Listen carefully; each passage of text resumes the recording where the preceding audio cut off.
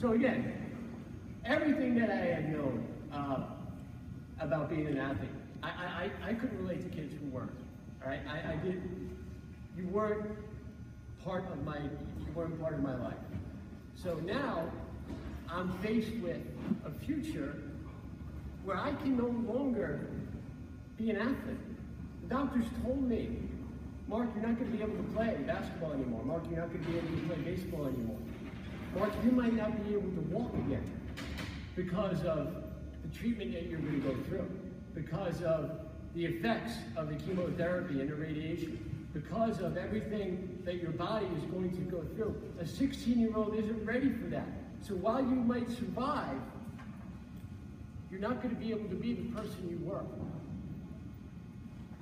So how would you guys feel?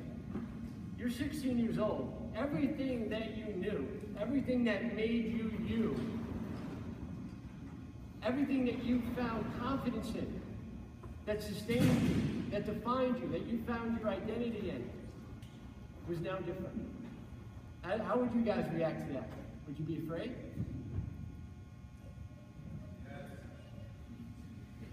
Well, this is where I was.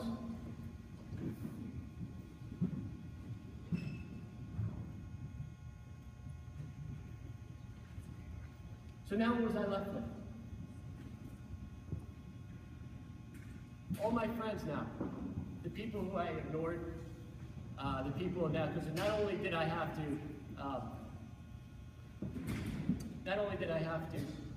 kind of, I don't want to say dismiss my athlete friends, but I couldn't play sports anymore.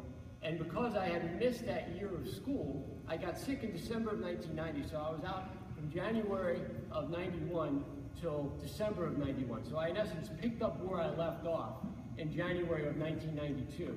But I had to stay back a year. So even all my friends that were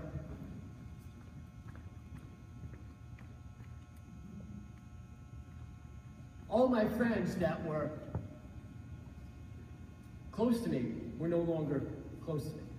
They were in another class. So I had to learn how to relate to a whole new group of people. But what I'm trying to say, and I kind of got to round it up, is where I found my identity was with who I was and what I did. Now that's a dangerous thing, because finding your identity in those things, what you can do physically, what you can do mentally, socially, those things can go away. I can get into an accident. I can lose my ability to be an athlete. I can lose my ability to think because of my brain power isn't enough like it was when I was younger. That's why so many people, you have guys in their 40s who have identity crisis, because now all that they knew and all that they relied on was no longer pertinent, because they had to get used to a whole new different way of thinking. And when you do that, when you don't have a basis, you'll be up for anything. And the world will lie to you and will tell you, well, you're going to find happiness here. You can find your identity here. But for me, there was really only one answer. Because when I was laying there and when I was close to death, there was no one else that I could turn to. That's where you find out who you really are. There were no friends around, there were no parents around, it was just me and God. And that's when he kind of whispered in my ear and said, rest in me. I know I have your life. Find your trust in me. Find your identity in me. This will sustain you. What you lost, you will get back many ways. It might not be who you knew you were, but it will be somebody different because of the work that I'm doing in your life. Philippians 1:6. For I am confident of this very thing, that he began a good work in me, will perfect it until the day of Christ Jesus. Now, for those of you who aren't Christians and are fed up with the Christianity thing because of maybe examples of other Christians you know, or things you've heard them say, from other people, I'm with you. I was one of those people. Religion, what does it mean? People are hypocrites. But it's not about other people. This is about you. This is about the decisions you make. And when you are forced to deal with who you are, who are you going to be? Are you going to rely on your abilities, or are you going to rely on the things that you can do, or are you going to rely on what's in your soul? Are you going to rely on your character? And I think so much of that breaks down really who we are, and that's who we can go to when we find times of crisis. Now for me, I found that in Jesus Christ, and that's what sustains me. Because the one who created the universe, the God of angel armies, he is by my side.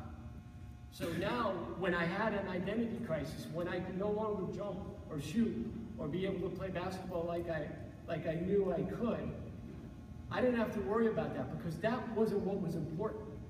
What was important was the deeper work that God was doing, the ability to relate to other people, the ability to talk to people now who I didn't understand before and take a whole new perspective in. But also where I found my hope.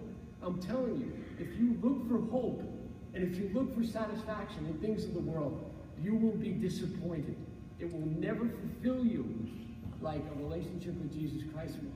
And that was a hard way for me to learn that lesson. I still wish today that I could do the things that I could do athletically. Now I'm involved in sports. I do my podcast. I'm able to rattle off statistics here and there. But who I am and what sustains me in my life is my relationship with Jesus Christ. And the fact that he saved my life and that he chose me to be his son.